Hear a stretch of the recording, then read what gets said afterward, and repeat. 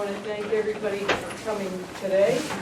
We have a couple great things that we're, as a group of commissioners, doing. But before we start the meeting, this is the Mahoning County Commissioners Hearing Room, regular meeting number 47, Thursday, December 5th, slightly after 10. And I would like to tell everyone that Dave is absent today. He will be back next week. So I want to thank you all for being here. Right now, we're going to entertain public comment, if any. Okay? Seeing none, we'll go forward. Approval of the previous minutes of board meeting number 46, Wednesday, November 27, 2019, and approval of bills for payment. Do I hear a motion? So moved. Second, roll call. Commissioner Trafficant. Yes. Commissioner Middy. Yes. Advertisement for bids number 1 and 2, engineers, Rick. Morning, Commissioners. Nancy. Number one is our bid for the Bandy Road Trail Star project for the road improvements. And number two is the purchase and pickup of our limestone that we use for Okay, thank you. Advertisement for bids 1 and 2, do I hear a motion? So moved. Second, roll call. Commissioner Trafficant. Yes. Commissioner Middy. Yes. Number 1, journal entries, do I hear a motion? So moved. Second, roll call. Commissioner Trafficant. Yes. Commissioner Middy. Yes. Number 2, travels, convention and visitors bureau. Good morning. This is seeking approval for the Convention and Visitors Bureau to travel to Novi, Michigan, to once again attend the Michigan Golf Show. It's the largest leisure golf show in the country. We had very good response last year, got people down here from Michigan to golf, stopping on the way to Hilton Head and Myrtle Beach, so we'd like to continue our attendance. Okay, thank you. Number 2, travels, A, do I hear a motion? So moved. Roll call. Second, roll call. Commissioner Trafficant. Yes. Commissioner Middy. Yes. Number 3, agreements, convention and visitors bureau, A and B. Good morning again. Letter A is our agreement with Oldfield Graphics. This is for printing, shipping, and storage of our 2020 travel guide. And we're just about ready to go to press here pretty soon. We've been working hard on this estimated amount of $40,350. We print 100,000 copies of that guide and they get distributed throughout the region. Letter B is an agreement with Gatehouse Media, doing business as Columbus Dispatch for advertising services in their February publication. That's a travel planner for the state of Ohio. Okay, thank you. C, corners. Good morning. This is just an agreement with Cuyahoga County. They upped their prices from $1,275 per case to $1,475. So it's just a new contract stating the increase in their prices. D, facilities purchasing, D&E, Jimmy. Good morning, everyone. D is to replace 2 emergency exit doors, the original ones from the Justice Center. E is for the dog shelter. Currently, there is a gravel road that provides access for the dumpster removal and emergency vehicles. It's caused issues with the rain and with the snow, so we're going to put a concrete turnaround and improve the path for access. Thanks, Jim. F, lead. It's an agreement with Gary Crim to do chip home repair work at 52 Palmer in Campbell in the amount of $15,000. Okay. And G, prosecutors. That's just an ongoing consulting service they have for an existing agreement. Okay. And H, sheriff. Commissioners, Nancy, this is an agreement with Area on Aging, and that's for our seniors program, the amount of $25,000 paid on cash. Thank you. Number 3, agreements A through H. Do I hear a motion? So moved. Second, roll call. Commissioner Trafficant. Yes. Commissioner Middy. Yes. Number 4, changeovers, lead. Good morning again. Number 1 is a change order with Gary Crim for 7th Street Struthers for $900. They need to do additional electrical work, and B is with Gary Crum also for chip repair work on Pembroke, and they needed to do sheathing on the roof. Okay, thank you. Number 4, change orders A and B. Do I hear a motion? So moved. Second, roll call. Commissioner Trafficant. Yes. Commissioner Middy O'Geady. Yes. Number 1, resolutions. Do I hear a motion? So moved. Second, roll call. Commissioner Trafficant. Yes. Commissioner Middy O'Geady. Yes. Number 2, resolutions. And that is 2, in A is the commissioners, O and B. And I will read it, and then we will have, Pitzer? Okay. All right. This is a resolution to adopt a stipend policy for the Mahoney County Hazmat Materials Response Team effective November 1st, 2019. Chief, do you want to say a few words on that? And then is Tim Tusick here? Yes. I'd like you to say a few words. Thank you, Commissioners. Good morning. I just want to say on behalf of the entire Hazmat Advisory Board, thank you for this.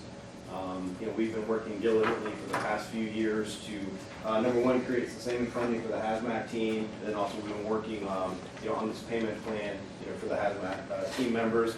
These folks do a job that even us in the fire service don't want to do. They get into some very dangerous situations and with chemicals and exposed to a lot of things. And the work and dedication that they put in monthly and weekly trainings, so on and so forth, it's very labor intensive. And, volunteerism this day and age has been decreasing exponentially across the country in the fire service and these various, support groups. And this hazmat team is very instrumental for the fire service in the communities of Mahoning County. And I just want to thank the commissioners. I want to thank Audrey. I want to thank Tim Tusick, and the hazmat team chief, Dennis, for their support and this little bit of compensation for these people who dedicate themselves to Mahoning County and serving the public at large. So if you have any questions, I'd be more than happy to answer them. I just want to give my thank yous out, and we appreciate it. The hazmat team has been around for 30 years, and in the past few years to be able to get sustainment funding and create the stipend policy for these folks is huge and much needed, and we thank you all. Thank you. Thank you very much. Tim, do you want to give them an update on how many years we've tried to do this? Yeah, you know what, I don't want to age myself. He mentioned the 30 years. Well, I was around back during the inception of this, so I really am aging myself with it. Why But it's don't you nice. come up and explain some of the parts that, of course, through the prosecutor's office, Sure. Attorney Tusick has been working on this and has been a part of the hazmat team for 30 years. part of Yeah, seriously, yeah. This started back in the 80s. Now we know where that hair went. Well, yeah, exactly. And I didn't have much to begin with, so. But, no, this started back in the 80s, actually, and at that time, there weren't any hazmat teams. Companies weren't set up to be able to deal with hazmat incidents. Fire departments didn't have hazmat teams, and we were starting to really suffer an impact from the accidents that were happening, and we didn't have a way to deal with them. And at that point, and it was in late 1980s, I'd say 86, 87 maybe, it was determined that we really needed to get on board and put together a hazmat team. And the idea was definitely, there was unanimity about the idea of having a hazmat team, but then the question was, how was it going to be structured? And being a political science major with my undergraduate degree, it was fascinating watching the process back then because of all the political issues that arose in the process of trying to put together something that everybody agreed was needed. And what we ultimately ended up with was the hazmat team not even being an agency of the county commissioners, but being a separate political subdivision. Because at that point, many years ago, decades ago, there was a lot of infighting among the different departments and even the commissioners and Fire Chiefs Association, and it was a mess. But we were able to still set something up because we found a way to do it, and I was working with the chiefs back then just like I worked with the chiefs now.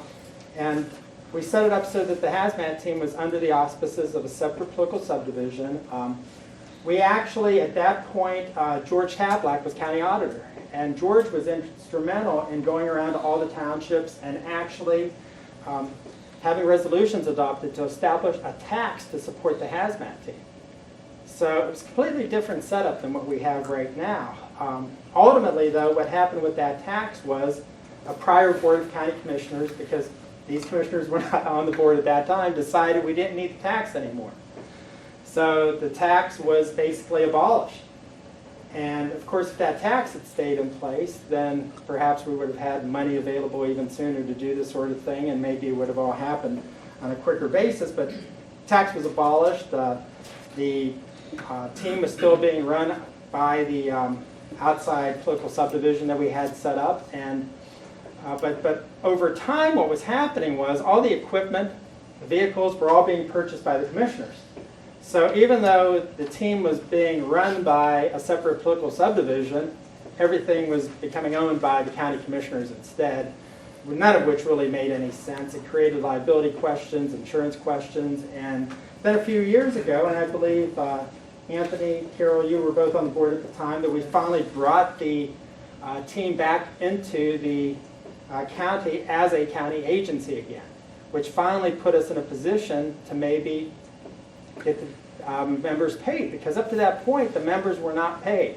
If that tax had stayed in existence, perhaps we could have gotten paid something sooner, but because of the fact the tax was abolished, we never really had the money. We brought the team back. That was the first huge step in being able to get to the point where we are today. And since that time, we've been trying to develop a stipend policy, and it's not a lot. And as Chief Pitzer was saying, for what these guys do, it's amazing. I've been at the hazmat calls, I see what they do, and it's something that I could never even imagine doing myself. So to be able to do this for them is, I think, just a huge accomplishment, and I'm really glad that we were able to make it happen. And believe me, Chief Pitzer thanked a lot of people. All those people were instrumental in doing this. There was no one person that made it happen, because it took everybody contributing to this project to be able to get this stipend policy in place. But that's the history. It's a long one, but I figured I might as well share it with somebody, and we're there now, so I guess I can leave. For another 30. There you go, thanks. But it was a long time coming, and with the environment that we live in today, this is very important to have a team in place that's trained and ready to go at the drop of a hat. Because we live in another time now where a lot of things do happen, and spills and whatever, and you guys are always out there, so we do appreciate your work. It is a small appreciation that we do want to give to all the people that help us and help keep the Mahoning County residents safe. That's the main thing, to keep our people safe. So we thank you for that. OMB, Anna? Or Dennis, sorry. Good morning, Commissioners. This is a resolution approving the contribution of local match dollars of $80,585 from the general fund to the Emergency Management Performance Grant from the state of Ohio. That is the main operating budget for the Emergency Management Agency. Okay, thank you. Number 2, resolutions A and B. Do I hear a motion? So moved? Second, roll call. Commissioner Traficant. Yes. Commissioner Middy? Yes. All right, that concludes the business portion of our meeting, and I want to tell you a little bit about what will be happening next week. Next week will be December 12th. We'd like to have you all come back if you'd like. We will have the Helms Foundation here with the artwork, and we will have some of the Green Team people here doing some explaining on different ornaments and things that the children are making at their schools for us. And we'll have like a little presentation from the Helms Foundation, and the artwork that I bought, that we purchased last year was here, and there's more to come to give you an update on everything that will be going on with the Helms Foundation going forward, as well as with our young people with the Green Team. So we hope you can be with us next week as well. That kind of concludes the business portion. I just want to thank everybody who was involved. The hazmat team, it's a long time coming, a lot of meetings that were taken, and the good work of everybody here accomplished that.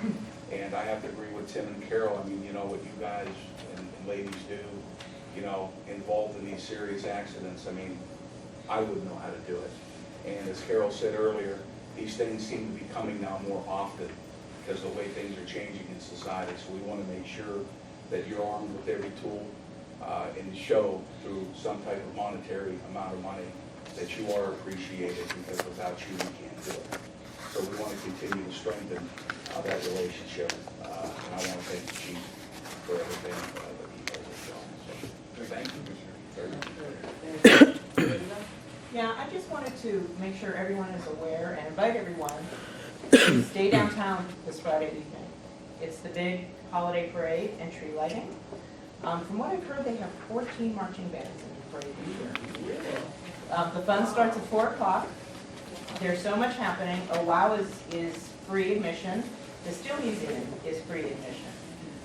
The holiday version of the Youngstown Flea will be Friday evening and Saturday morning to early afternoon at Powers Auditorium. You can shop for gifts there. Of course, the parade, followed by the tree lighting, is always beautiful to see. The Arms Museum exhibit, of course, is open, Memories of Christmas Past.